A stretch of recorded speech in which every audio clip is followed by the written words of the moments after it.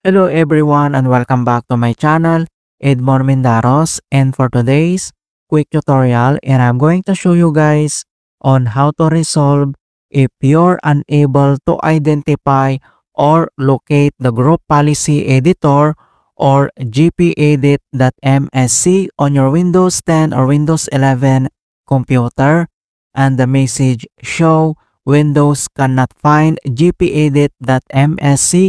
Make sure you type the name correctly and then try again. Kung paano ba natin ito i-fix, and without further ado, and let's go ahead. So all you have to do is to open up on a search menu. And dito sa search for app, so kailangan mo lang i-type dito yung CMD or ito yung tinatawag na command prompt, and then kailangan mo lang mag-right click and select mo lang dito yung run as administrator. If you receive user account control, and then i-click mo lang dito yung yes. And dito sa administrator command prompt ay kailangan lang natin i-enter tong command keyword na to, and then ilalagay ko to sa description box. So copy lang natin yan. And next step ay kailangan natin itong i-paste. So dito sa taas kailangan mo lang mag-right click, select mo lang dito yung edit, and then i-click mo lang dito yung paste. Or pwede mong gamitin yung keyboard shortcut na Ctrl+B. So click mo lang yan and then press mo lang yung enter at wait natin.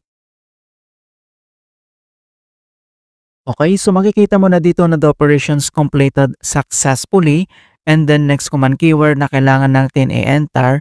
So copy lang natin tong pangalawang command keyword na to. So copy lang natin yan, and then next step ay ipipaste natin dito. So same, gamitin natin yung keyboard shortcut na Ctrl+B, and then press mo lang yung enter at wait natin ulit na makomplete yung processing.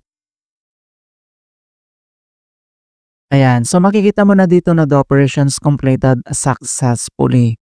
And then next step, so close lang natin tong CMD at dito lang sa start menu, and then kailangan mo lang mag-restart. Okay, click mo lang yan. Alright, so after makapag-restart, and the next solution na pwede natin gawin as other options. So same dito sa search menu and dito sa search for app. So type mo lang dito yung CMD or ito yung tinatawag na command prompt, and then kailangan mo lang mag-right click and select mo lang dito yung run as administrator. If you receive user account control, and i-click mo lang dito yung yes. And dito sa administrator command prompt ay kailangan lang natin i-enter yung command keyword na sfc /scan now. So in all small letter lahat, and then yung /scan now ay one word yan, and press mo lang yung enter. And then beginning system scan, this process will take some time. Beginning verifications phase of system scan. So dito ay kailangan lang hintay na makomplete ang verifications into 100%.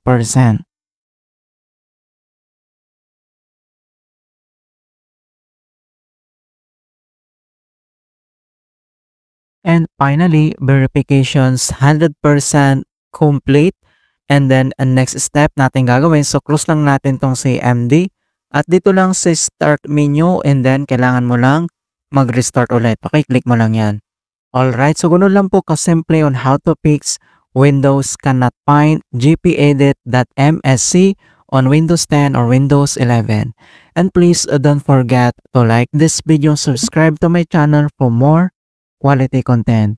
Thank you guys, and see you in my next tutorial.